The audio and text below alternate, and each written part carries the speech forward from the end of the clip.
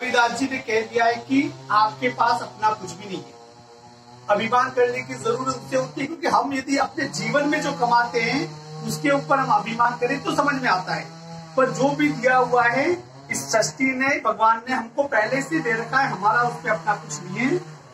छोड़े जब अभिमान को सुखी भया सब जीव।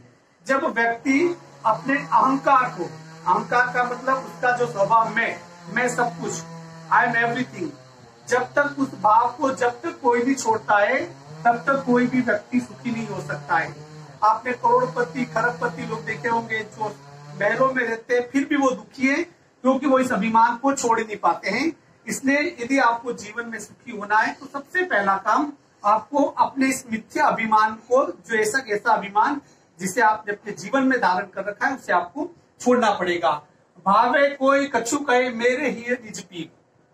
कबीरदास जी कहते हैं कि लोग चाहे दुनिया चाहे जो कहे, पर मेरे हृदय के अंदर पीवे, पीव का मतलब यहाँ पर प्रियतम से है। कबीरदास जी ने आत्मा और परमात्मा को अपना प्रियतम कहा था, तो वो कह रहे कबीरदास जी कि जब तक मेरे हृदय में भगवान का व्यास है, मेरे प्रियतम का व्यास है, जब तक मेरा ईश्वर मेरे मन के अंदर है, चाहे लोग कहीं कुछ भी कहे मुझे उससे कोई फर्क नहीं पड़ता है। अर्थात कि यदि आपको सुखी होना है तो आपको अपने जीवन में इस अभिमान को छोड़ना पड़ेगा। अब दोहा नंबर 4, जाति न पूछो साधु की, पूछ लीजिए ज्ञान, मोल करो तलवार का, पड़ा रहन दो म्यान। देखिए इसे बहुत बेहतर ढंग से समझिए। जाति न पूछो साधु की, इसमें कबीरदास जी कह रहे हैं कि साधु का मतलब साधु से नहीं है। साधु का मतलब ऐसे नहीं कि दाढ़ी बढ़ा दी हो या भगवाधारी हो या ऐसा कुछ हो, वो साधु नहीं। साधु का मतलब यहाँ पर सज्जन व्यक्ति से है। अब साधु को हम एक निश्चित क्राइटेरिया में बंद कर देंगे कि जिसने दाढ़ी बढ़ा, भगवा धारण कर लिया, माला वगैरह पहन लिया, पंडित बन गया, वो साधु नहीं। ये साधु का मतलब सज्जन व्यक्ति, हर वो व्यक्ति जिसका मन साफ सुथरा है। सज्जन का मतलब सत्य जिसके साथ है, सत्य जिस व्यक्ति के पास है, वो हर व्यक्ति क्या होगा, साधु होगा। तो कबीरदास जी कह रहे हैं जाति न पूछो साधु की। सज्जन यदि व्यक्ति है, यदि कोई साधु प्रवृत्ति का व्यक्ति है, तो कभी भी उसकी जाति मत पूछो। क्यों? पूछ लीजिए ज्ञान। उस सज्जन व्यक्ति में ज्ञान कितना भरा हुआ है, उस ज्ञान को हमें क्या करना है, वो जरूर हमें जान लेना चाहिए। इससे कोई फर्क नहीं पड़ता है कि वो किस जाति का है। आपने सुना होगा कि वाल्मीकि बाद जिन्होंने रामायण लिखी थी, बहुत बड़े व्यक्ति थे, पर उनकी जाति के बारे में पूछने से कोई मतलब नहीं है, क्योंकि वाल्मीकि जाति से नहीं बल्कि अपने ज्ञान से बहुत महान बने थे। तो कबीरदास जी कहते हैं कि जाति न पूछो साधु की, पूछ ही लीजिए ज्ञान। किसी भी सज्जन व्यक्ति या साधु व्यक्ति की जाति के बारे में कभी पूछना नहीं चाहिए, क्योंकि जाति कोई मायने नहीं रखती है। मायने रखती है कि उस व्यक्ति के अंदर कितना ज्ञान है। इसी लाइन को वापस उदाहरण के माध्यम से उन्होंने समझा रखा है। देखिए, मोल करो तलवार का, पड़ा रहन दो म्यान। जब आप लोग तलवार खरीदते हैं, जिससे कोई जाता है, तो तलवार की क्वालिटी देखेगा, उसकी किस्म देखेगा, उसकी प्रवृत्ति देखेगा, उसकी धार देखेगा, या उस तलवार का आकलन उस म्यान के आधार पे करेगा। तलवार खरीदने वाला कभी भी उस तलवार का आकलन म्यान के आधार पे नहीं करता है, बल्कि उस तलवार के आधार पर करता है। ठीक इसी प्रकार जो सज्जन व्यक्ति होते, जो साधु व्यक्ति होते हैं, उनका आकलन उसके जातियों के आधार पे नहीं करके, बल्कि हमें उसकी ज्ञान के आधार पे हमें करना चाहिए। इसमें उदाहरण के माध्यम से वापस उन्होंने समझा रखा है, साधु और जाति और तलवार और म्यान, इस उदाहरण के माध्यम से। अब दोहा नंबर 5, संगत कीजिए साधु की कभी न निष्फल होए। संगत कीजिए साधु की कभी न निष्फल होए, लोहा पारस परस थे तो भी कंचन होए। क्या कह रहा देखिए कि कबीरदास जी कहते हैं, देखिए जीवन में 2-3 चीजें ध्यान रखना। पहली चीज कि संगति का बहुत ज्यादा असर पड़ता है। आपने वो सड़े हुए सेब वाली कहानी आपने जरूर पढ़ी होगी। सभी अच्छे सेब के बीच में एक सेब यदि सड़ा हुआ हो तो वो सभी सेब को क्या करता है, बिगाड़ लेता है। आपने सुना होगा कि एक मछली पूरे तालाब की मछलियों को गंदा कर सकती है, क्योंकि सबसे प्रमुख मायने रखता है उसके हमारी संगति। तो यहाँ पर कबीरदास जी कह रहे हैं, संगत कीजिए साधु की। यदि आपको संगति यदि करनी है तो आपको संगति किसकी करनी चाहिए? साधु की, मतलब जो सज्जन व्यक्ति होता है, ऐसा व्यक्ति सत्य जिसके साथ होता है, जिसका मन एक आईने की तरफ बिल्कुल साफ होता है, हमें ऐसे व्यक्ति के साथ क्या करनी चाहिए? संगत कीजिए साधु की। हमें ऐसे व्यक्तियों के साथ हमेशा संगति करनी चाहिए, कभी न निष्फल हो। यदि ऐसे व्यक्तियों की हम संगति करेंगे तो कभी भी वो निष्फल नहीं होगी। अच्छे व्यक्तियों की जो संगति होती है हमेशा परिणामदायक होती है, वो फलदायक होती है, वो अच्छा परिणाम ही देती है। एक यदि कमजोर बच्चा है और यदि किसी होशियार बच्चे के साथ रहता है तो कुछ दिनों के बाद आप देखते हो कि वो बच्चा क्या हो जाएगा, अपने आप पढ़ने में उसकी बराबरी तो नहीं करेगा, पर उसके साथ साथ वो कदम दर कदम मिलाकर चलने लगेगा। तो सबसे बड़ा फर्क पड़ता है संगति का। संगत कीजिए साधु की कभी न निष्फल होए, लोहा पारस परस्ते सोपी कंचन होए। लोहा खुरदरा होता है, काला होता है, बिल्कुल रूप रंग बिल्कुल उसका अच्छा नहीं होता है। और पारस, जिसके बारे में जानते हो, विशेष प्रकार का पत्थर होता है। और प्राचीन पौराणिक विद्यार्थियों में कहा जाता है कि पारस एक ऐसा पत्थर है जो किसी भी लोहे को यदि छू ले तो उस लोहे को किसमें बदल देता है? सोने में बदल देता है। तो कबीरदास जी कहते हैं कि साधु उस पारस पत्थर की तरह है जो खराब से खराब जो लोहा होता है, जो कुरूप जो लोहा होता है, उसे भी यदि छू जाए तो सोना बन जाता है। जिस प्रकार जो लोहा होता है सोने में बदल जाता है, ठीक इसी प्रकार कोई यदि खराब प्रवृत्ति का व्यक्ति हो और वो यदि किसी साधु के संगति में आ जाता है तो उसके प्रभाव से उसके लक्षण भी बहुत अच्छे हो जाते हैं और उसका जीवन भी सफल हो जाता है। अब इसके बाद देखिए लोहा पारस परस्ते, देखिए इसके माध्यम से देखिए आप चीज देखोगे।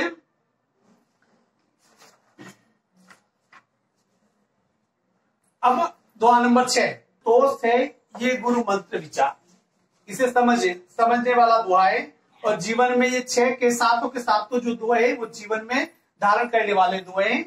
मारिए आशा सापनी, इस चीज को थोड़ा समझ लीजिए। अब इसमें देखिए आशा सापनी ये रूपक अलंकार है। आशा का मतलब होप, उम्मीद। हम लोग आशावादी होना ठीक है, परंतु सिर्फ आशा के बलबूते पर सपने देखते हुए ही अपनी जिंदगी गुजारना और कोई कर्म नहीं करना, ये फिर वो आशा सापित हो जाती है। कबीरदास जी कह रहे कि मारिए आशा सापनी, जो सांप सर्पिणी रूपी जो आशा है उसे मार डालो। एक्चुअल में होता क्या है कि हम आज जो है उससे संतुष्ट नहीं होते हैं और हम उम्मीद कुछ और लगाए बैठते हैं।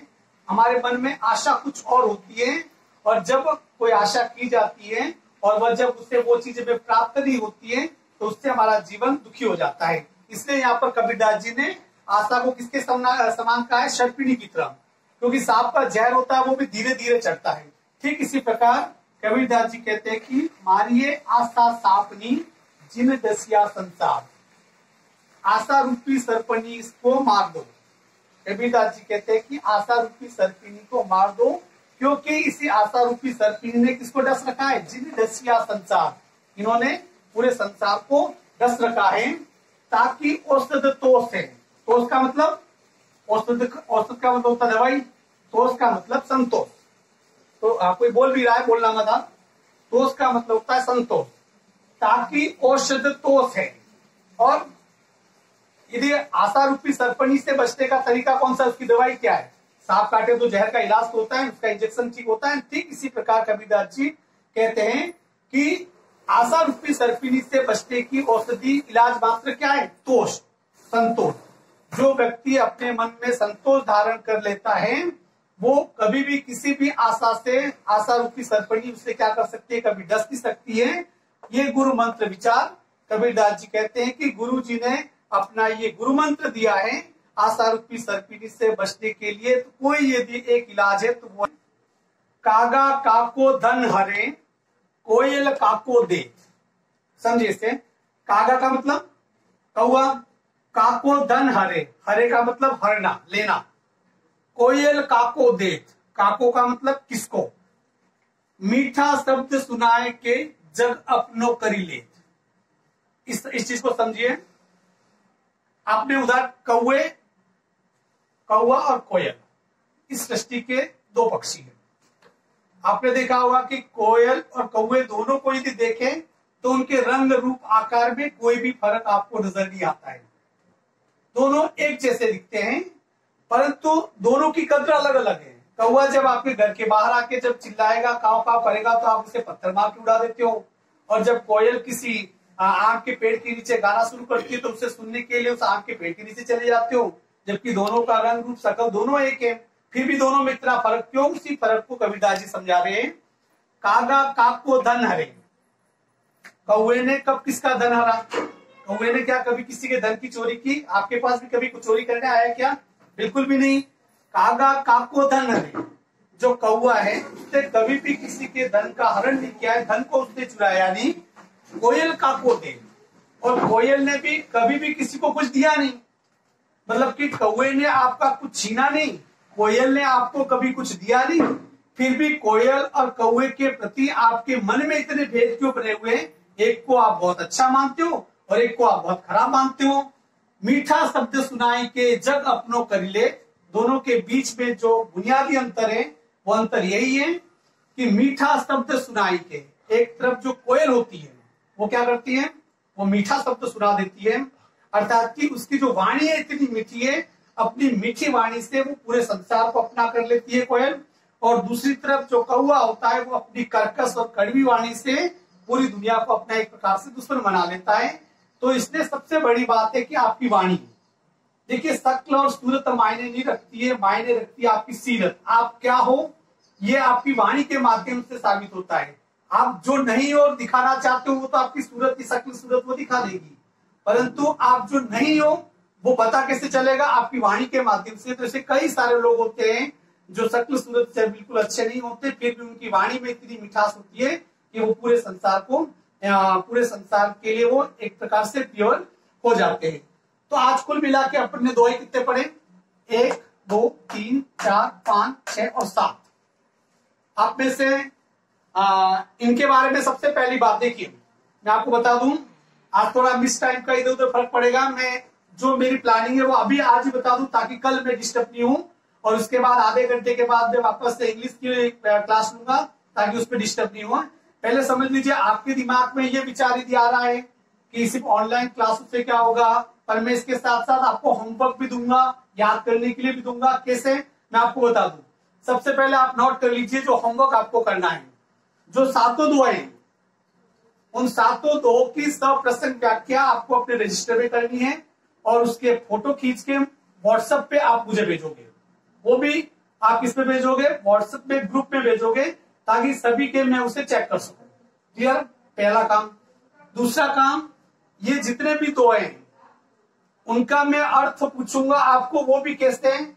आपको सीधे ऐसे नहीं पूछूंगा, आप में से किसी को भी मैं व्हाट्सएप वीडियो कॉलिंग कर सकता हूं और उसे मैं इनके अर्थ पूछने के लिए कहूंगा, वो मुझे वीडियो कॉलिंग से क्या करेगा? वो उसका मुझे अर्थ बताएगा। क्लियर? दोनों चीज हो जाएगी।